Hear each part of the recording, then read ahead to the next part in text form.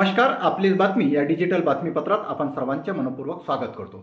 बातमी चांदूर बाजार येथून. चांदूर बाजार येथील पूर्णा नदी पात्रात बुडून मृत्यू. बातमी सविस्तर. चांदूर बाजार तालुक्यात गेल्या 2 दिवसापासून सुरू असलेल्या सततच्या पावसाने नदी पात्र तुडुंब भरून वाहत आहे. अशात दिनांक 16/7/2024 ला सकाळी 7 ला पूर्णा मध्यम प्रकल्पची 2 दारेही उघडण्यात आली होती. त्यामुळे सध्या नदी पात्रातून चांगलेच पाणी वाहत आहे. अशात थुगापिंपरी येथील नागरिक शिवराम सावरकर हे शेती कामाकरिता जात असताना त्यांच्या नदीपात्रात पाय घसरला असल्याने नागरिकांचा नदी पात्रात बुडून मृत्यू झाल्याची चर्चा स्थानिक नागरिक करीत आहे. एकीकडे घडलेल्या घटनेची माहिती चांदूर बाजारचे तहसीलदार रुनाई जकुलवार यांनी मिळताच त्यांनी तात्काळ जिल्हा प्रशासनास माहिती दिली, तर दुसरीकडे जिल्हा बचाव पथकने घटनास्थळी पोहोचून मृतदेह शोधण्याचे कार्य सुरू केले व अवघ्या 10 मिनिटात नदीपात्रात बुडालेल्या मृतकांचे मृतदेह शोधून काढले.